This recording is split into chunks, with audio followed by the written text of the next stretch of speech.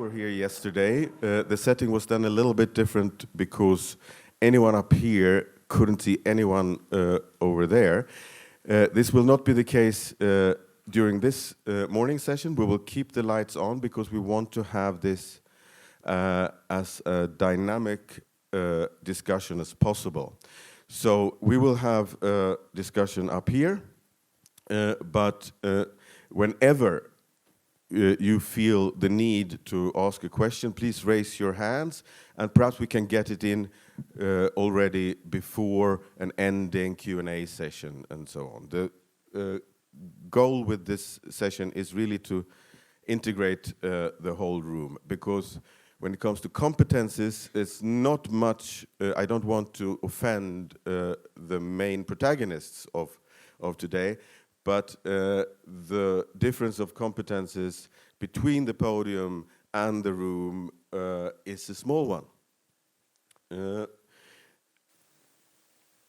At yesterday's discussion, it became obvious that the topic, or one of the topics that we've chosen for this Sofia debate on Europe, namely demographics, was the right thing to do, to choose this topic. Yesterday, several times, the demographic catastrophe was used.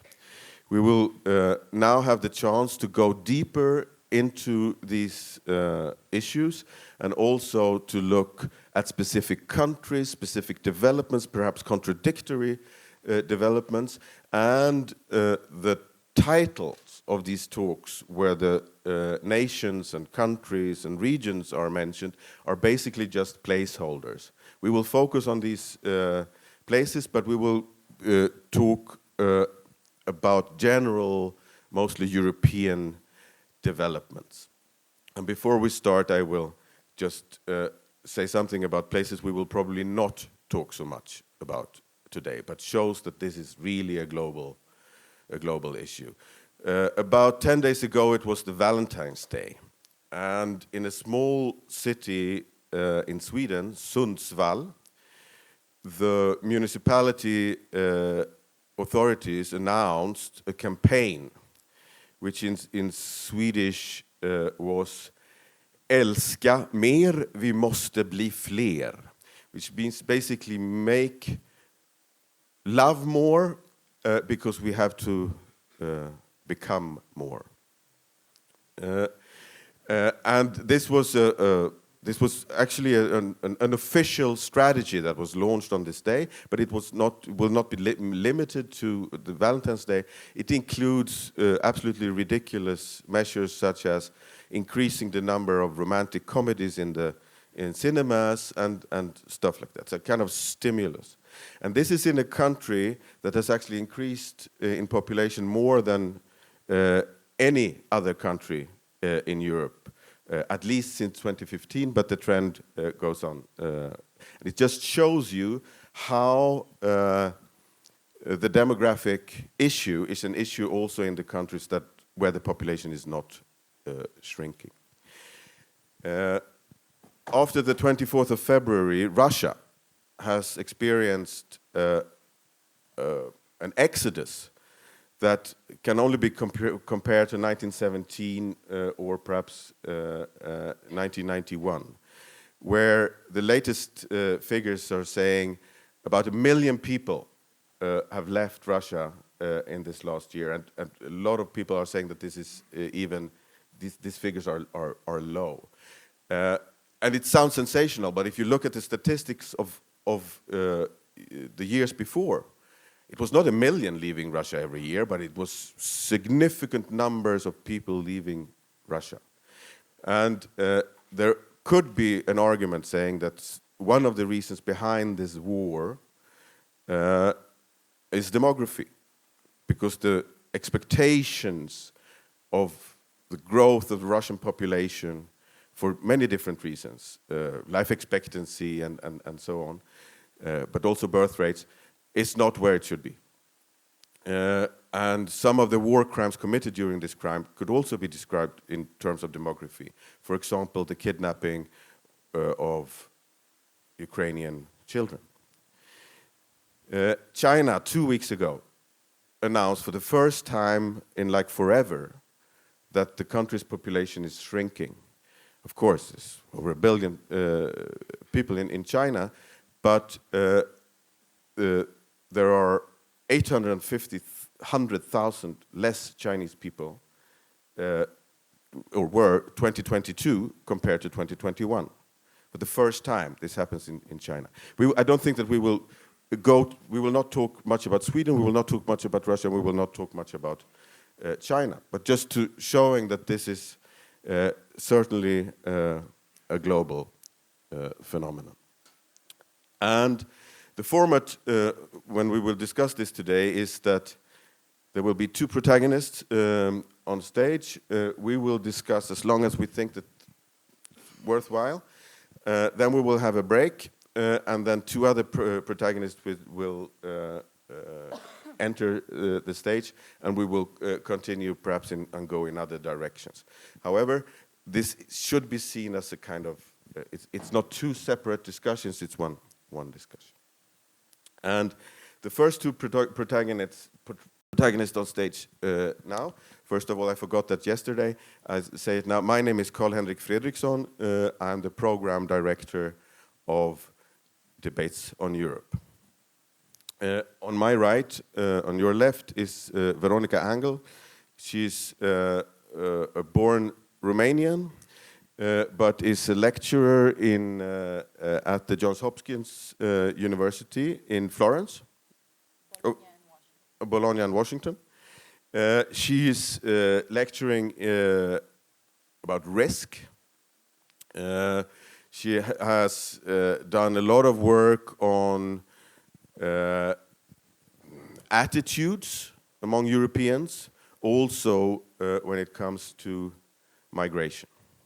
On my left, on your right, is Tim Judah, a journalist who, for example, published a book on the war in Ukraine, 2015, long before the full-scale invasion last year. He writes for The Economist. He has written extensively on Ukraine, for example, in the New York Review of Books, but also in the Economist. He just comes from Ukraine now, and we'll perhaps say something about this during this discussion as well. Tim has also written extensively on migration issues, about the Balkans, about Greece. I hope he will also tell us something about the UK today. But I would like to start to ask you, Veronica.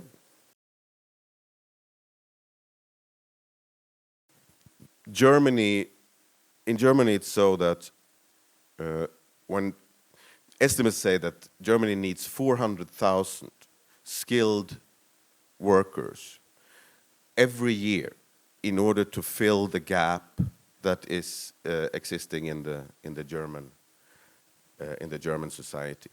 At the same time, almost half of the German population say Germany is not an immigration country. Is Germany unique in this attitude toward what seems to be a necessity, or is this a general trend? Thank you, Carl. Germany is definitely not unique, but don't tell them that. So, good morning, everyone. Thank you so much for coming.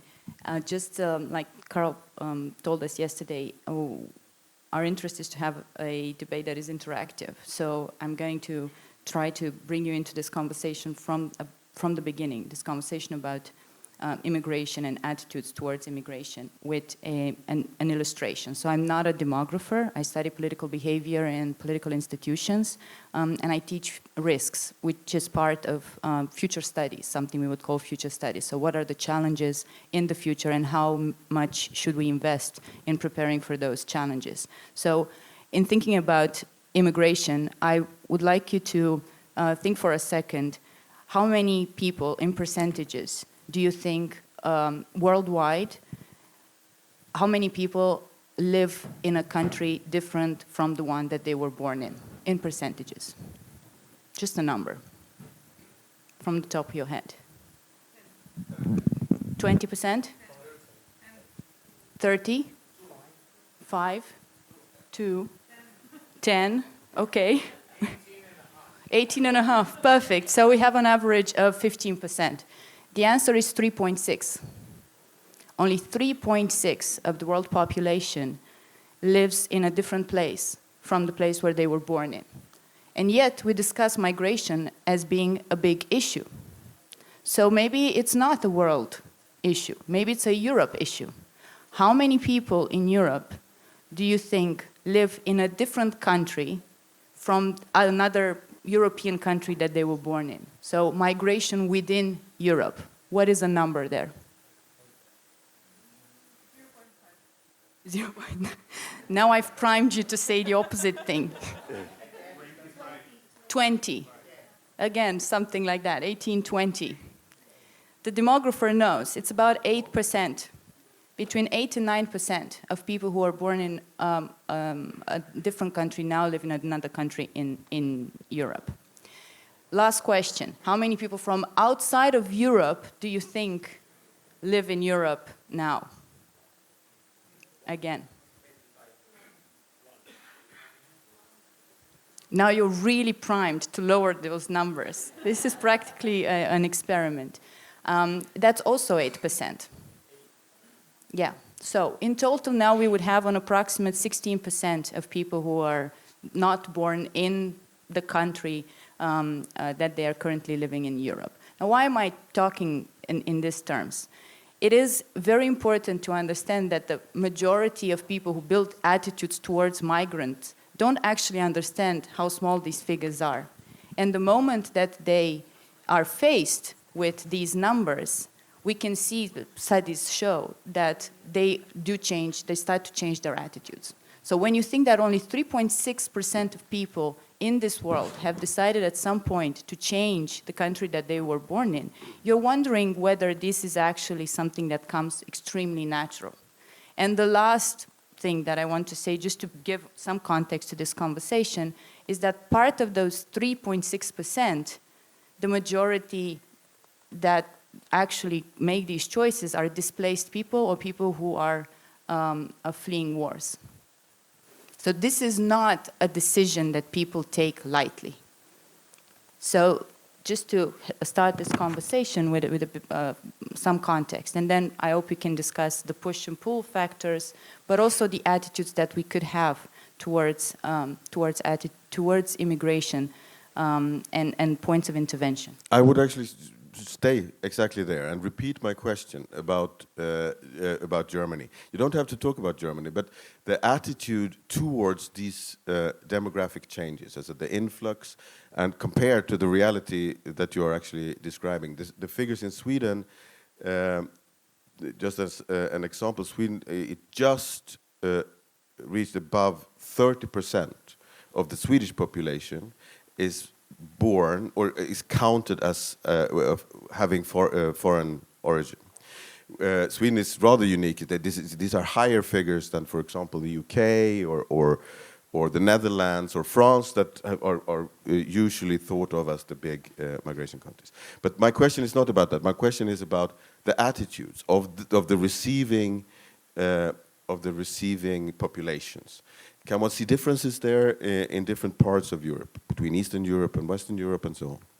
Oh, yes, absolutely. I was already giving some answers on how to deal with it. So one thing would be the problem with lack of information about how migration looks like and how important it is or how impactful it actually isn't.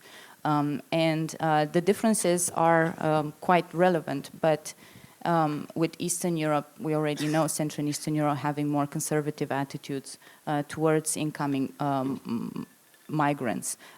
But the issue is usually much more nuanced. So in any research that we conduct on attitudes towards migration, we do focus on more intersectional groups, right? Because attitudes towards a certain type of person can differ from attitudes towards a different type of person.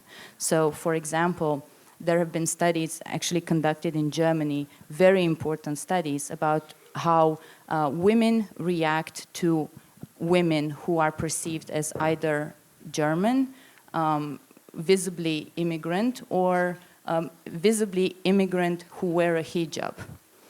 the attitudes are different. And you can see them reacting also differently when the immigrants are more or less convergent with the social norms of a society. So, for example, there's been an experiment conducted by some of my colleagues in train stations all around Germany, where they tested reactions of help. So they've set up people who would drop a bag of groceries, like lemons or citrus fruit, who had different visual signaling. And they wanted to see whether Germans are more likely to help women who look, white, German, local, some kind of visible migrant background, or women who would wear a hijab. And the difference was quite stark, because they would help about close to 77, I think, % they would jump to help those who did look closer to their own background, and about less than, so the difference was about 9% towards women who are wearing a hijab. They introduced another treatment and made these women have loud conversations on the phone before they dropped these lemons about gender equality. So to say something like, yes, I think that you should go and start work again, as opposed to, no, I think you should stay at home. A woman's place is at home.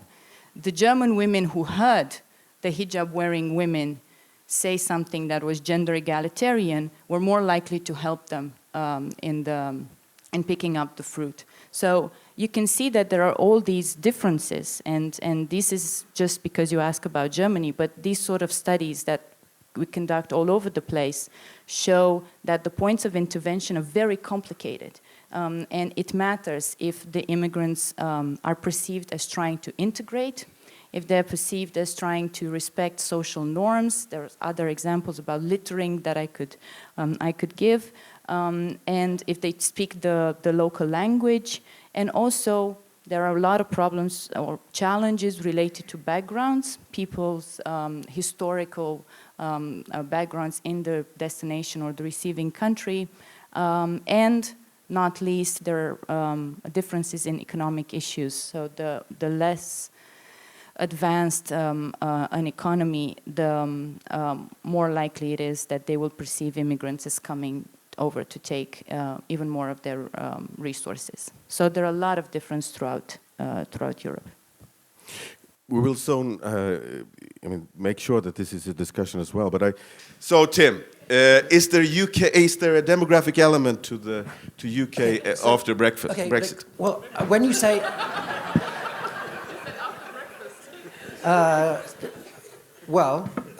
yes, of course. But when you're talking about demographic, let's be a bit specific, because you've only been talking about migration. But migration is kind of less than half of the story. Actually, the biggest part of the story is low fertility rates. And you weren't talking about that. But I think this is part of the problem, is that, obviously low fertility rates are also provoking kind of migration and the need for immigration. But the figures for the last year, Misha mentioned this last year, the figures for the last year in Britain are that it was one of the highest years ever of immigration, especially from non-EU countries. However, it's a little bit confusing because those figures are somewhat distorted by more than 100-something thousand Ukrainians, plus 75,000 people from Hong Kong. So the figures are a little bit, unclear. And coming out of the pandemic, those figures are unclear. But I think in general terms, yes, there's a problem because it's just harder for companies which, like everywhere else in Europe, are kind of desperate for labour, especially in certain sectors. It's just harder for people to get that labour, on farms, in hospitality, in care homes, etc. We heard yesterday Senat Pecanin saying how Germany is changing and making it much easier for example, Bosnians to come to Germany and look for a job. Exactly. So, and Brexit makes it, of course, it's the exact opposite development. Yes, I mean, clearly that was the problem before was that you had this problem of people trying to go illegally from the Western Balkans and claiming asylum, etc. But that's not a story anymore because it is much, much easier. If, as Senator was right, if you're a truck driver from Sarajevo, you can go to Germany. It's much easier than ever before. Clearly, and truck drivers also a problem everywhere in Europe, and especially in Britain, because then it's harder for people to come and be a truck driver in Britain from other countries. I mean, last year, I think we had a whole crisis of truck drivers, which is another, I mean, I don't want to get onto a kind of get sidetracked here, but truck drivers is a problem because they tend to be quite old, and it's a profession that young people don't want to go into. So, and the fact is also there are ever less, young people. But I mean, let's not get sidetracked completely down this migration route because, that's only part of the problem. You mentioned China. You just said, China's population went down 800,000. They don't really have any immigration in China.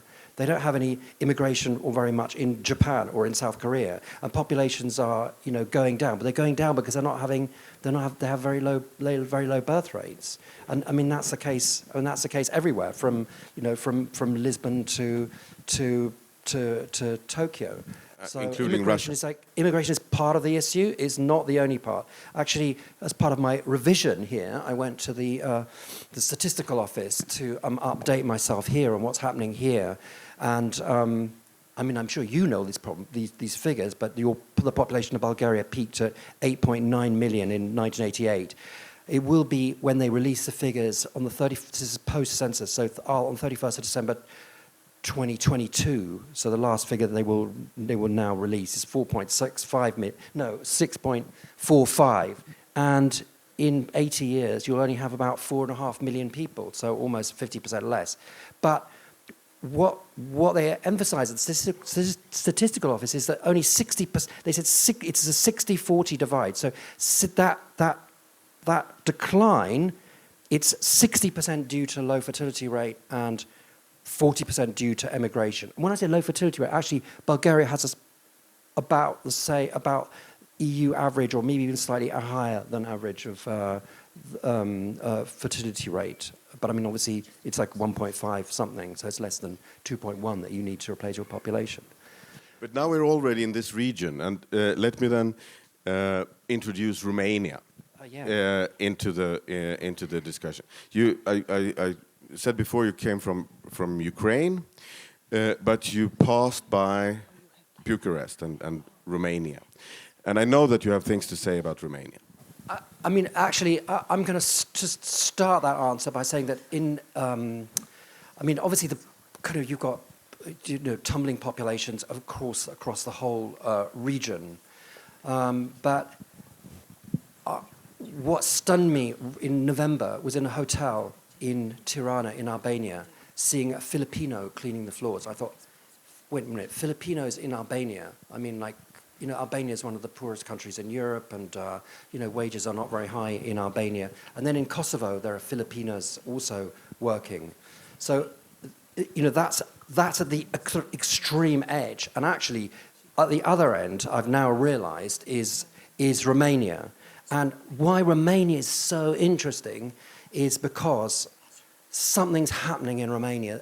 Something's changing, which I think will kind of change this whole demographic picture in the years to come. I mean, you mentioned that I had written, which is true. It's like 4 or 5 years ago, I wrote that the airports in especially the sort of second-tier airports in Western European countries are like the bus stations of capital cities in the past, and that what we were seeing was a kind of you'd had urbanization in the past, people coming from villages to the big towns and the capitals, and we were seeing a kind of continuation of this, where kind of countries like Romania and Bulgaria had become basically the villages, and the big countries like Britain and Germany had become like the cities. So it was a kind of extension of urbanization, and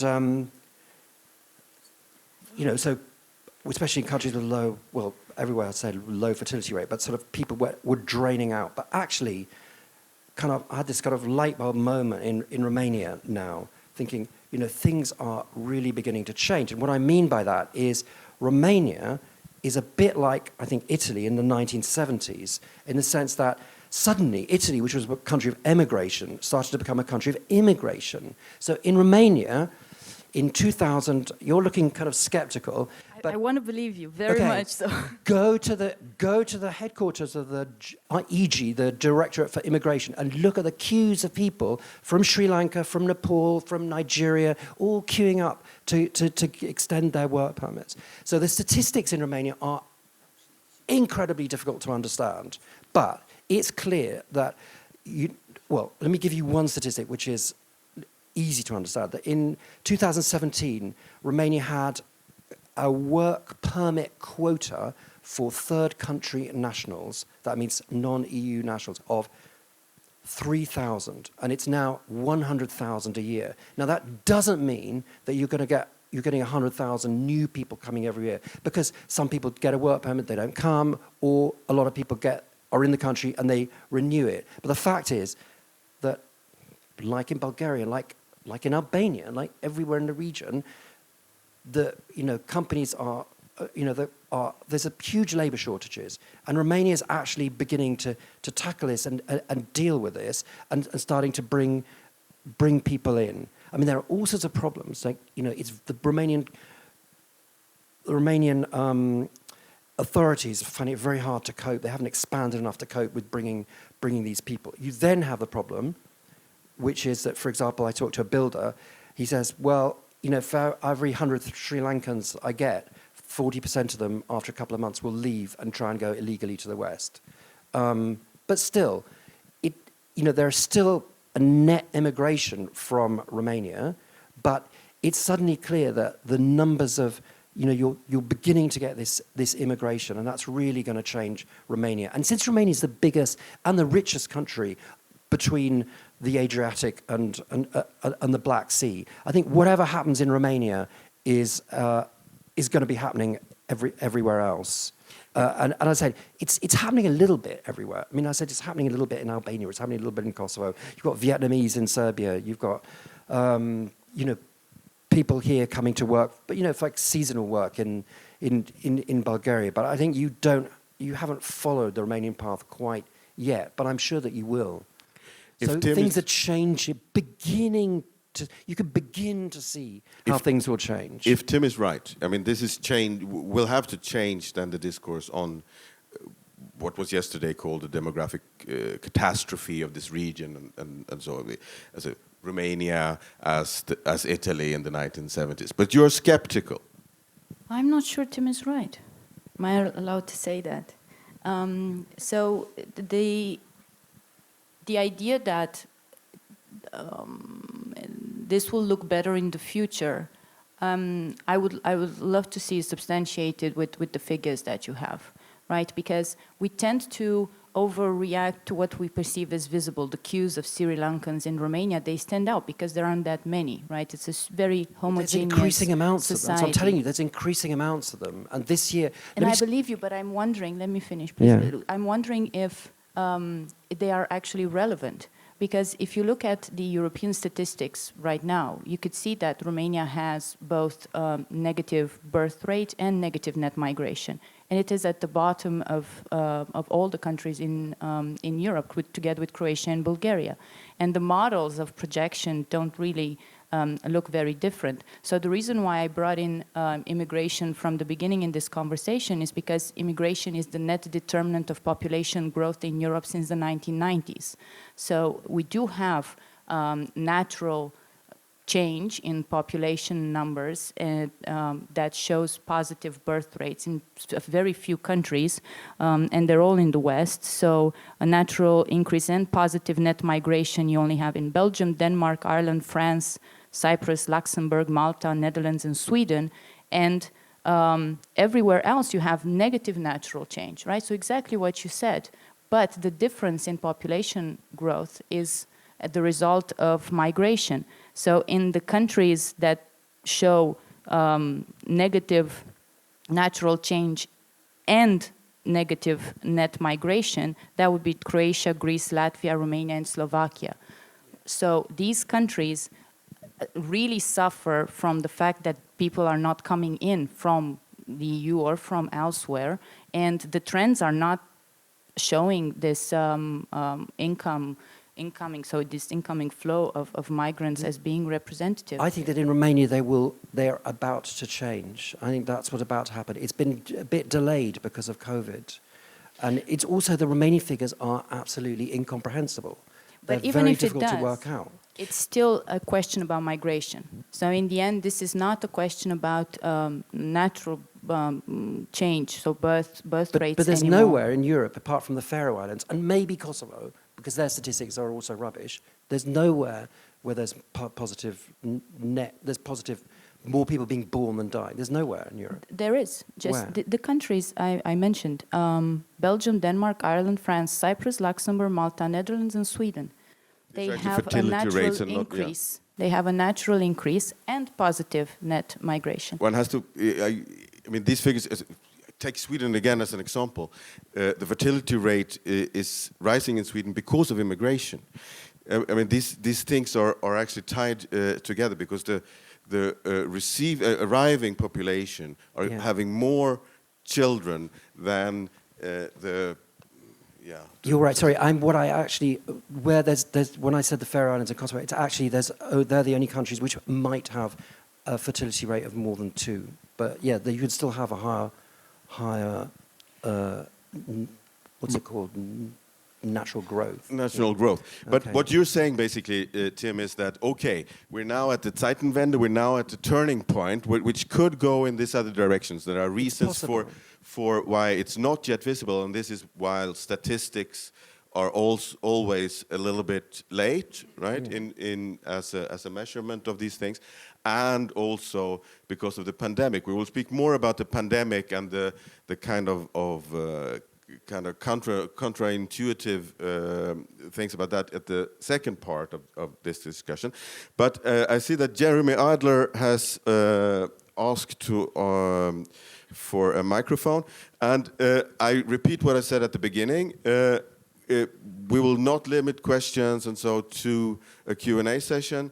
So whenever you feel the need, I mean, I over-dramatized the dynamic character of this thing before, but the main part of that actually remains. Please, Jeremy Adler.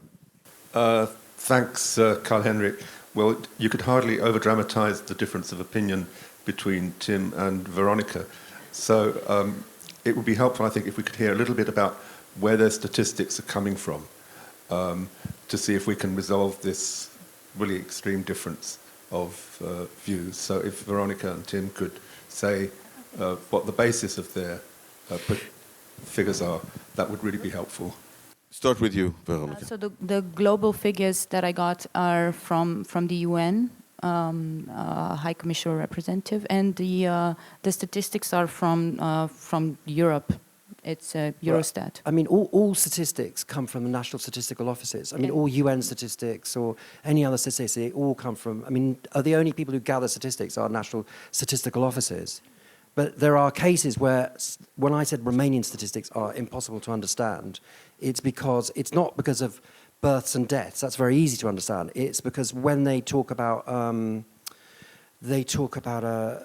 quotas and work permits, those become incomprehensible because they say we've given 95,000 work permits, but that doesn't mean 95,000 people have arrived. And then when you ask, well, how many people actually have arrived, new people, then they don't know, because it's possible that the Romanians give a work permit to somebody in Sri Lanka. It then takes 7 months to get a visa, by which time that person's gone to work in the UAE, but they still appear as on the statistics. But this is why it's very unclear.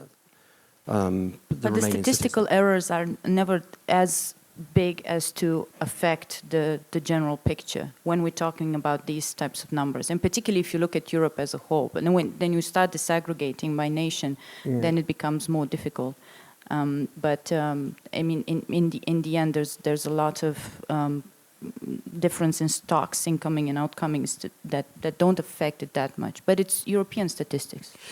Veronica, yes. So can I just also add, one of the problems there is another problem with statistics, which is that, that a lot of people are, going backwards and forwards. So you can be resident in Romania or resident in Bulgaria, go work for 3 months somewhere, come back, go work somewhere else for 6 months, come back. It's like, well, where are you officially statistic? Where are you, what statistics do you appear on? Officially, you've got to be living in a country for 1 year to be registered as resident in that country. But I think that there's kind of all sorts of kind of room for maneuver over that and confusion, perhaps. Could people can be registered in 2 different countries, and it depends where they pay tax, etc. So we will have 2 more questions from Robert and from Desi, but first, Robert first and then Desi, but first of all I want to ask you, Veronica, because we are now in the statistics thing.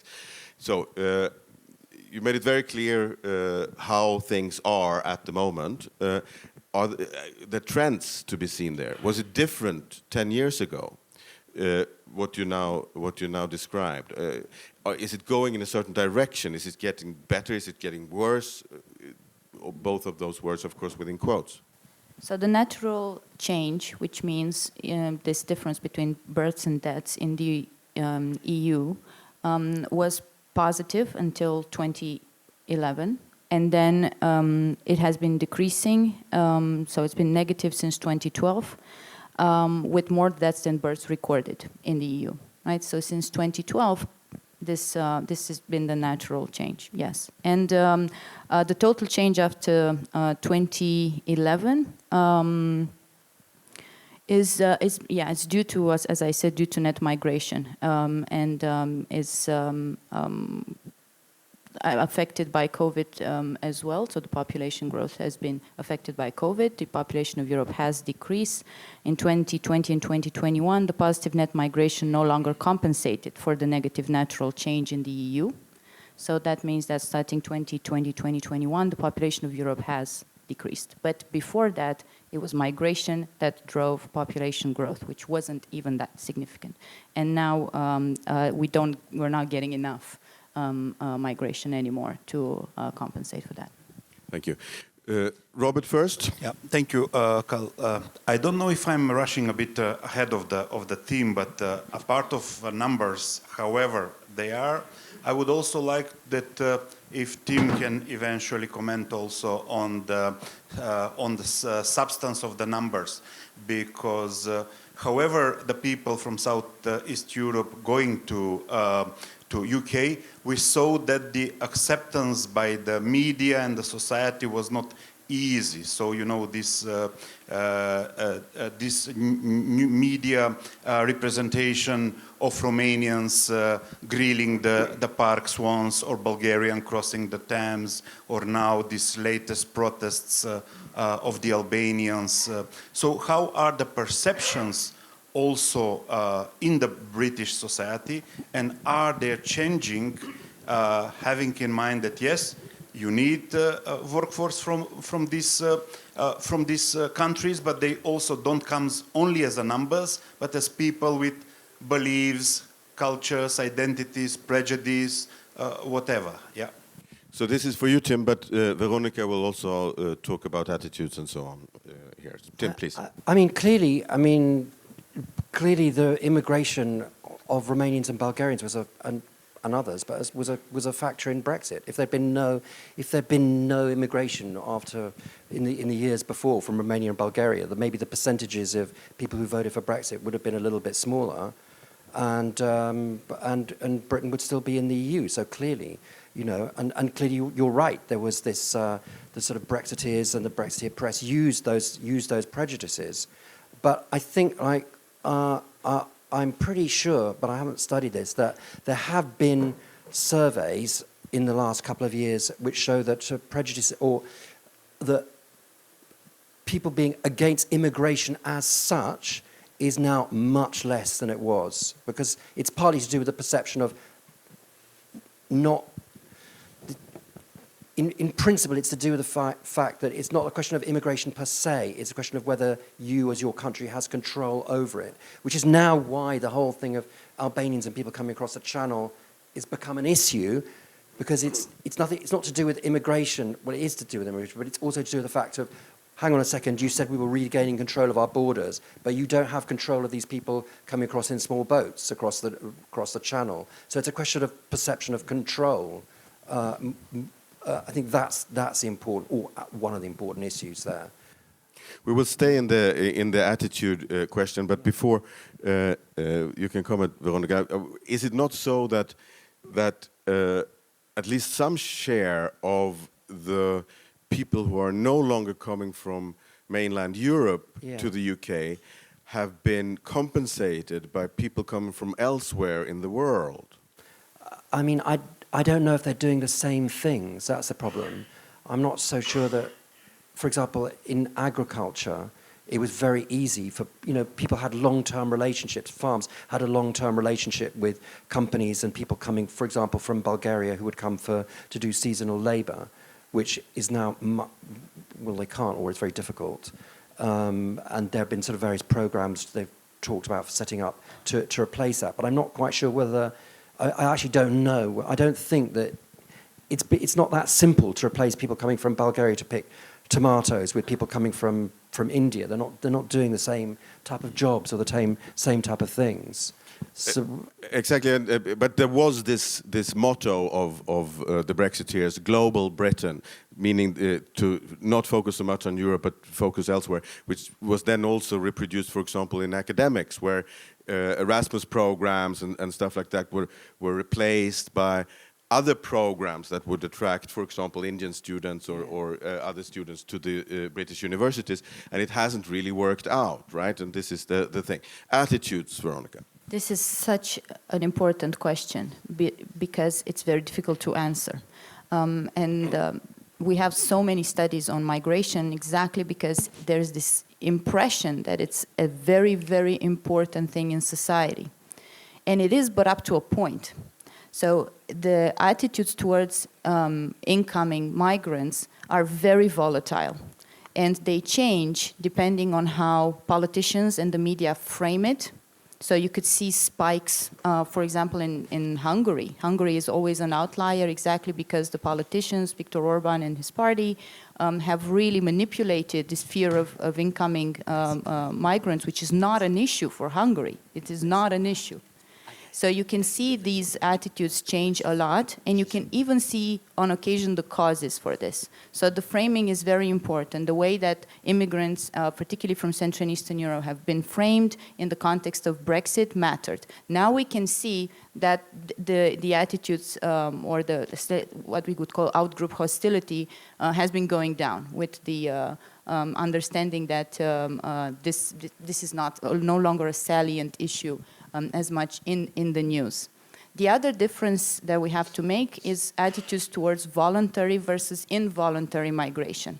So people react differently when they perceive that the incoming people are fleeing wars, right? Because it activates empathy, it activates different kinds of emotions within people. So it's not surprising that reactions towards Ukrainians, particularly in the short term, have been so positive.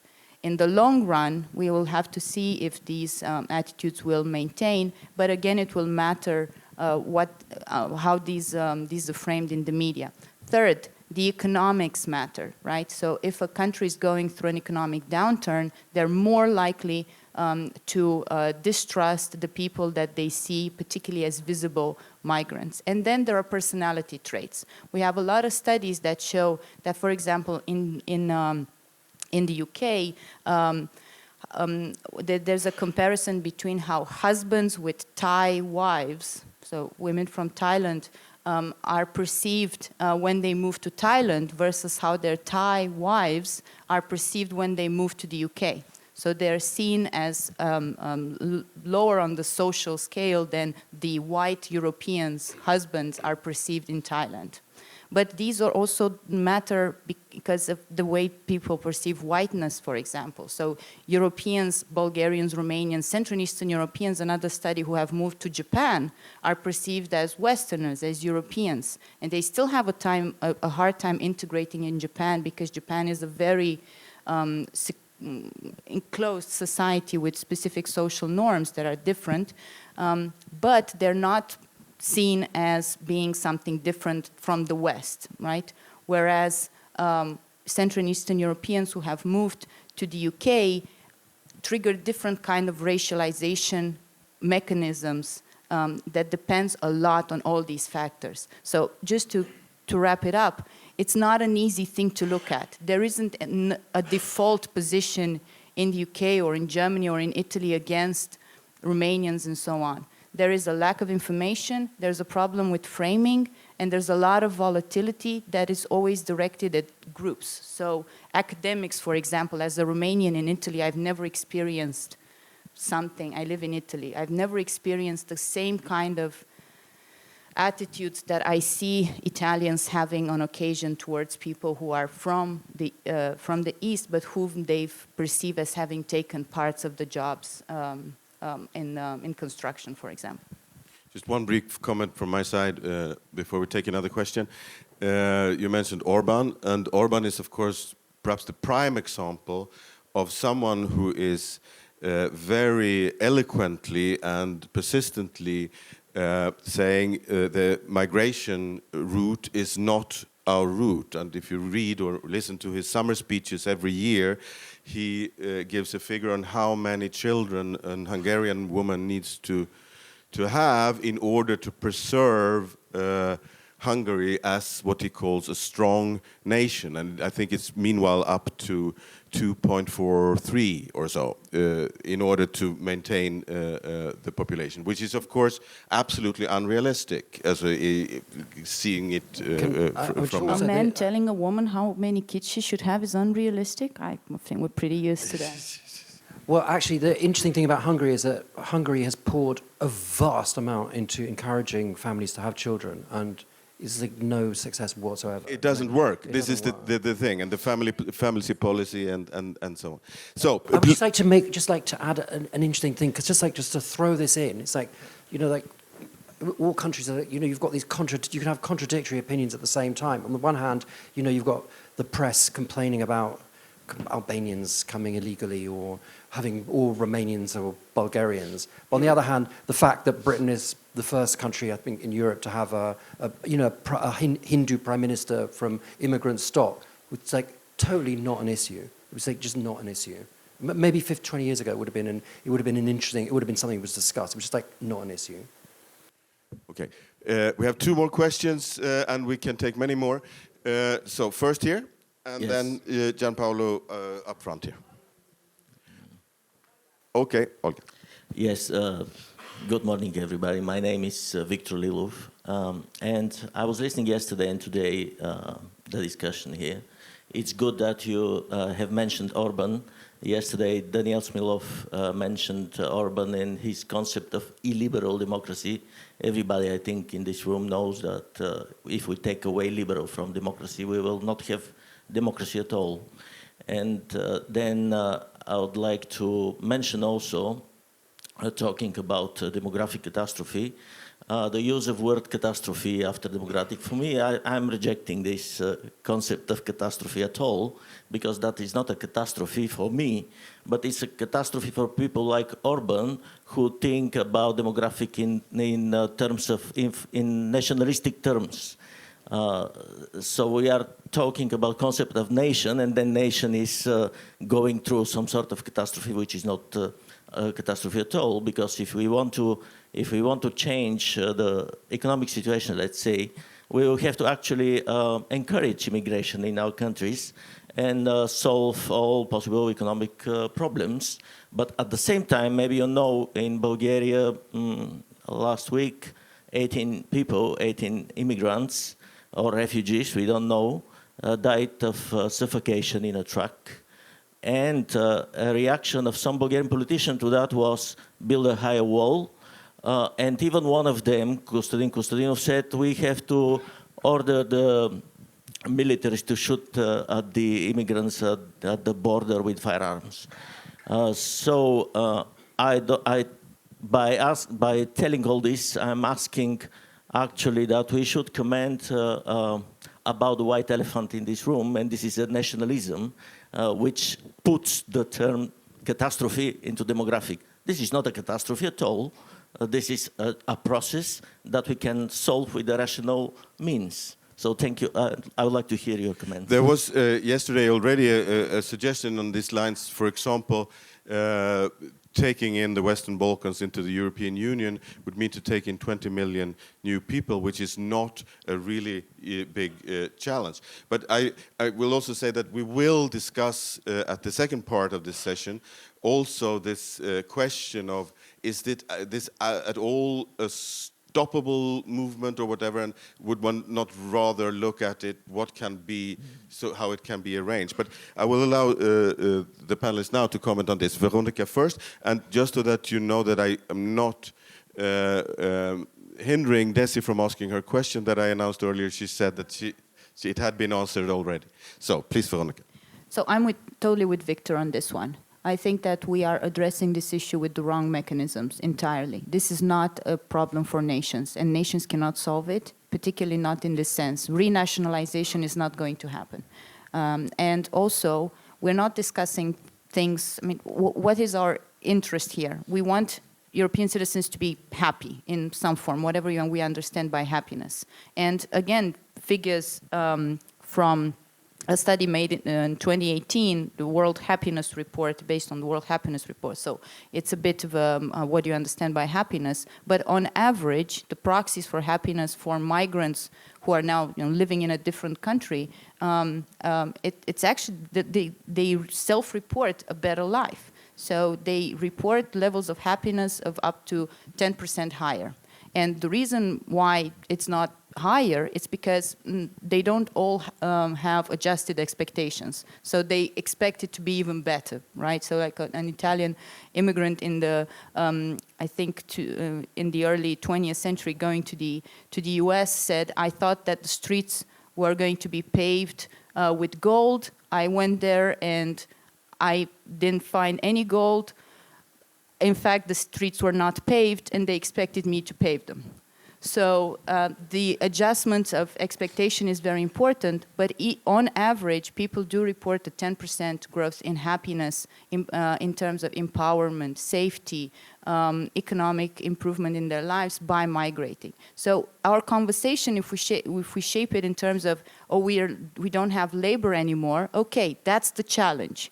We should either change the system in a way that we increase productivity as we anticipate lower numbers of people, or we improve our integration mechanisms for the people who are inevitably going to flee these areas that are going to change their climate because of climate change and because of increased problems and conflicts and so on. So we have to anticipate rather how we're going to integrate incoming migrants and how do we change these attitudes towards incoming migrants at a European level and not that much trying to make women to make more babies. This will actually be one of the main focuses of the second part of this session as well. Do you want to address the nationalism? I mean, yes, of course you're right, but I mean, let's not go too much the other way. I mean, I would have thought it is catastrophic if a country like Bulgaria or Romania is spending X hundreds of thousands to train doctors and engineers, and from state budget, and that all goes to the benefit of other countries. That's an issue, isn't it? It's also an issue.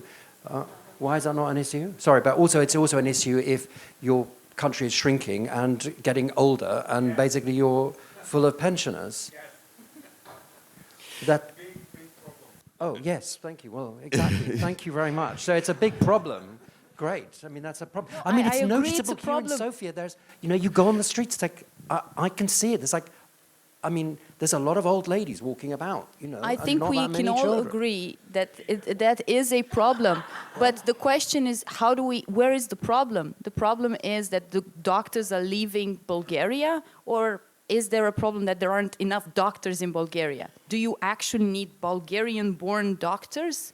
Or white people, or what is the thing? It's not about. But you can't. It's not that simple to import doctors. But it's it's Not inevitable. the point is that. So this is no, what you do. You're spending all this money. You're spending people's money to train doctors. No, you train happy people to do what they want to do, right? That's the point. If they want to be doctors somewhere else, within the mechanisms of the European Union, they will be doctors somewhere else. No, I know they will be, but I'm just saying that. you know, if I was a Bulgarian taxpayer, I wouldn't be very happy to be paying for new doctors for Germany. Why would I be happy about that? Why would that make me happy?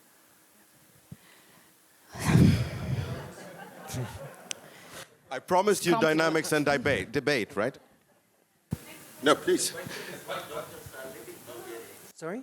No, we can't. As a dynamics is Victor good, is saying but that, questions and remarks without mics and speaking. Also, this doctors issue is a bit more complicated, I think, because I think you're often training more doctors than you need because you're factoring in that people will leave. I But think still, that perhaps we can agree that we have to find a way for people everywhere in Europe, if our perspective is Europe, although this is very Europe-centric, for people everywhere in Europe to have doctors. Of course. Germany doesn't have doctors either. Of course. Italy doesn't, and so Britain on. has a problem as well. Everyone has a Right. problem. So the idea would be to have more doctors for everyone, for Yes. everyone to be happy. Yeah. We have a shortage of doctors in Europe. Yes. We have a greater shortage of doctors in Bulgaria. Yes. We thus have to deal with the shortage of doctors in Bulgaria. Do we bring back the doctors that were trained in Bulgaria from Germany, or Yeah. do we anticipate the fact they're not coming back and be realistic about it and try to improve the way that we deliver the medical act? Before you answer, Tim, I think that speaking on your behalf now, I know it's not really great, but it's actually so that this argument is a quite good argument in the countries that import this skilled labor to get a little bit of bad conscience and therefore engage more in this planning endeavor, which has to be done on a transnational level. So it's a very practical argument in a political situation. Sorry, this is, yeah. Okay. Wait, so there are several questions. There's Olga first, and then there's Gianpaolo here, and then in the back, and then in front of up here. So I have it all checked, no problem, and we'll take as many as we can. But before I will give Olga the word, I want to get in another issue and pick up one issue that was mentioned here, so that we don't forget that, and that's Ukraine. And because you were talking about the attitudes towards Ukrainian people here, and Tim, you just come from Ukraine, but you've already before that you did work on Ukraine demographics that is really important in this whole context. What people don't realize, because no one really talked about it, was that. I mean, along with Bulgaria, Ukraine was one of the fastest shrinking countries in Europe, but already before the war, and now you've got like 8 million people who've left, of which we don't know how many are going to go back. I mean, I'll give you some of the statistics. So, also, Bulgaria hasn't done a census since 2001 for whatever reason.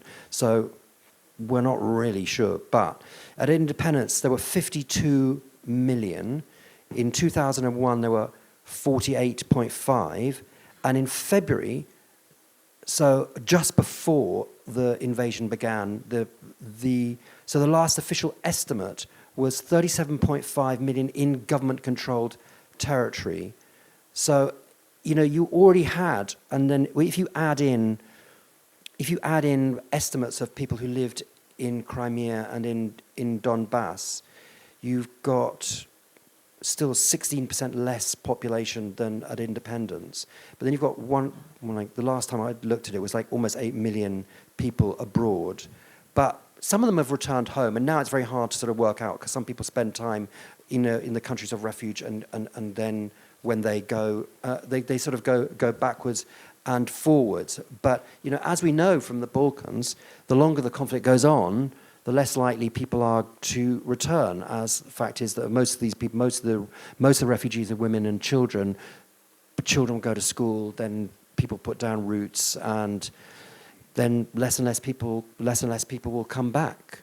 And so, and also, let me just give you another interesting statistic about natural growth, since we were talking about that before. So this is higher than it should have been because of COVID. But in 2021, in government-controlled territory, so which was most of the Ukraine, there were 442 280 people, more people who died than were born. I mean, that's just vast, even though COVID was a factor. And the other thing is to mention is that Ukrainian life expectancy is one of the lowest in Europe, sort of before the war, I'm talking, obviously.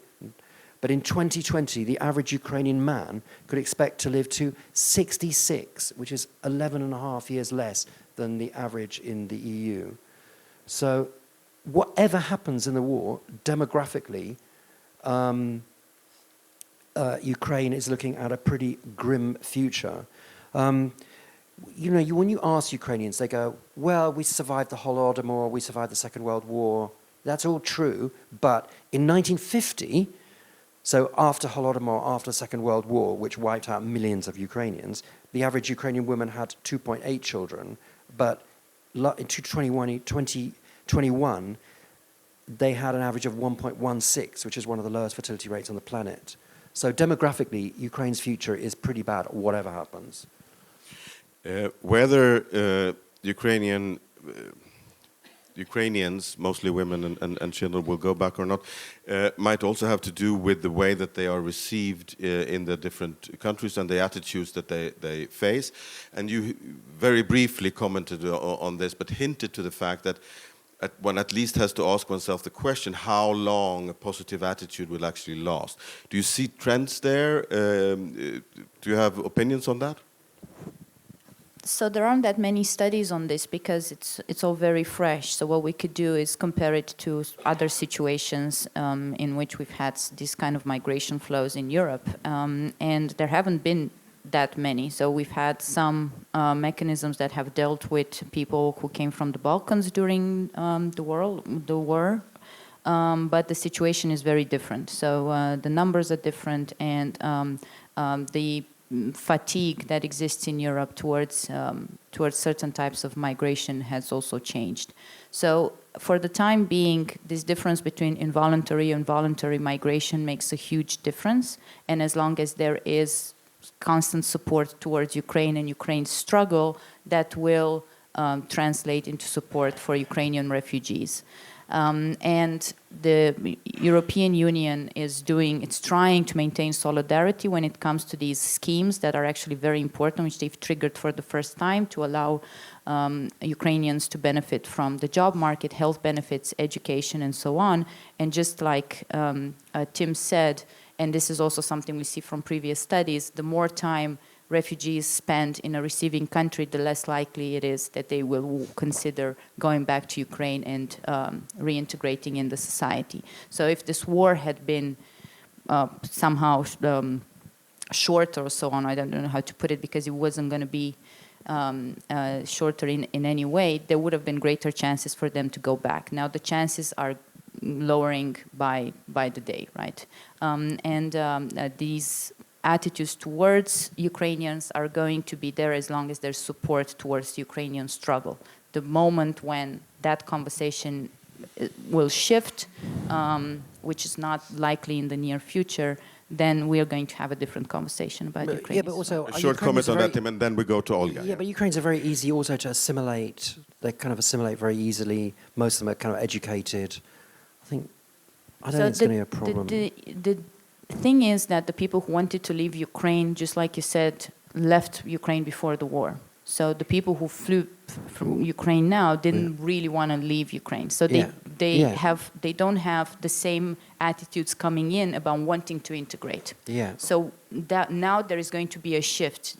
Now people are starting to perceive after the initial shock that this is going to be a long-term change in their lives. And now they're really going to start trying to integrate more and more. Yes. And it's likely that they will be better received. Yes. But the comparison that we would make between Ukrainians would be, like, the closest thing we would have would be other Orthodox white Slavic societies and how they have been integrated in Western Europe. And again, the attitudes there are very volatile, and they're also different depending on the countries. So countries in Central and Eastern Europe are not likely to be as welcoming towards migrants as other countries. Sure, Tim? No? Then Olga. Thank you. Yeah.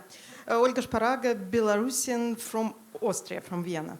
I would like to ask about one more dimension, about welfare states regimes and about care work. Do you think that we need changes in this framework of welfare state regimes now for asking of these questions, discussing questions? And if we speak about care work, do we need changes in this framework as well? And I think about unpaid household work of women, first of all, but of course, this underpaid work in clinic, at school, and so on. Do we need changes in this framework? And do we need new perspective of care economy as alternative to all these capitalistic perspectives? And there is not only about changes of role of women and men, but about ecology, about perspective of our planet. And yeah, about welfare states economy and care economy as well. Yes, as I understand your question, Olga, it's about a general shift of the concept of the welfare state, which has nothing to do with I mean, national policies or whatever they have to be implemented by national policies, but the way we think about these things, welfare state, care work, and so on. So, Veronica, I noticed that you... No, I think Olga is absolutely right. She actually gave us the answer, right? Yes, of course we need to see change. These are not sustainable growth models. And there are so many economists who keep saying that these are not sustainable growth models because they're over-reliant on work that is not being even included in the GDP, right? So the lost women's work that you refer to, women doing extra work and so on, that is not even included in how you report figures for a country, right? So we don't even have, we are so far behind that we don't even have disaggregated data at household levels about who does what and who wins what, and we still work with those numbers. Right, we still use them to create statistics and economics and economic policies and so on. So absolutely we need a change, and that change has to be to take into account these kind of intersectional roles that people have. You're not just a woman, but you're also a woman of ethnic background. That's a different kind of profile than being a white woman from a middle class, for example, or there are so many differences that need to take into account, and it goes back to what Olga was saying, this idea of constant growth, and the capitalist neoliberal model has to be reconsidered. Thank you. Then Gianpaolo, please. Yeah, thank you. So if we look at the map of the demographic change in Europe in the last 10, 12 years, there is a big issue with Southeastern Europe, as we've been talking until now. But there are two other big spots. One is the Iberic Peninsula, and especially Portugal, and the other one is the Baltic states, which have lost more than hundreds of thousands of inhabitants in those 10 years. Would you like to comment on that, on the causes and the consequences on for those two regions, and especially the Baltic states? Tim, please. Look, I'm not an expert on the Baltic states. I think there's also, those figures are sometimes, they're a little bit distorted in the sense that you had a lot of people from the former Soviet Union and Russians who lived there who then may have left because they went back to Russia, or they went, they went elsewhere. So populations dropped, but it was a little bit distorted by that. I also think that the Baltic states, I mean, correct me if I'm wrong, but I think, especially like one of them, where in the last year its population has actually begun to grow again, partly thanks to immigration. But I have a feeling that they've stabilized in the Baltic states. I said the big numbers of drop in population over the last 30 years were distorted by this peculiar kind of legacy of the Soviet legacy. So that's why it's bigger than it might have been otherwise. Then people left because they could earn more money, etc., abroad. But I have a feeling it's stabilized now. And for the Iberian Peninsula, I mean, but they're also like, I mean, countries with quite a lot of immigration as well. I mean, but, you know, I know a lot of people then left after 2008. And so, I mean, a lot of Romanians and perhaps Bulgarians who came to Britain came not from Romania, they came from Spain. But, yeah, I don't know if you've got anything to add to that. So, positive migration, positive net migration exclusively as a driver for population growth is also something that Spain and Portugal have experienced. And it would be interesting, I don't have an answer for you. This is an interesting answer, but we would need to see comparatively what's going on in these countries and what kind of profile people have. This is not migration only from within Europe, but it's also non-EU nationals that are moving to these countries. The difference, a good study we should think of is to see why countries like Lithuania or Estonia have a positive net migration compared to countries like Latvia that have been experiencing huge depopulation in the last years. But the countries of Spain and Portugal, from what I read, are actually doing quite well at receiving a lot of migrants. Very good. My eyes might deceive me and the lights and so, but it's someone that to me looks like Alexander Kiosef, but no, I don't think it is. Yeah, please, I'm gentleman in Alexander the back. Bonchev. Nice to meet you. A Bulgarian European from Sofia. Thank you for the discussion. I'd like to go back to the discussion regarding the doctors and the European situation. I got a little bit confused, but some things that were shared on the stage. Because as being members of the European Union and as discussing as main achievements of the European Union, the freedom of movement, the freedom of trade, and the freedom of personal choice, why are we talking of people choosing to fulfill their own understanding of a better life as a choice of going to other countries? Why are we talking about European countries as other countries? It's a question to both of you on the stage, or three of you. Going back to the topic of the whole conference of debates on Europe, when are we going to discuss migration inside of Europe as a mutual benefit and not as an issue to our national states? Thank you. Thank you. It's a relevant question, but I think that Veronica actually addressed exactly that question when talking about the need for a transnational foresight in planning for these things. But Tim, please. Yeah, but the EU is not, because the EU is not a state, is it? I mean, you still have a government in Bulgaria which has to raise taxes and pay pensions. If there was one European state, it would be a different thing, wouldn't it? I mean, it would be very nice if it was like one space, but it's not. Veronica.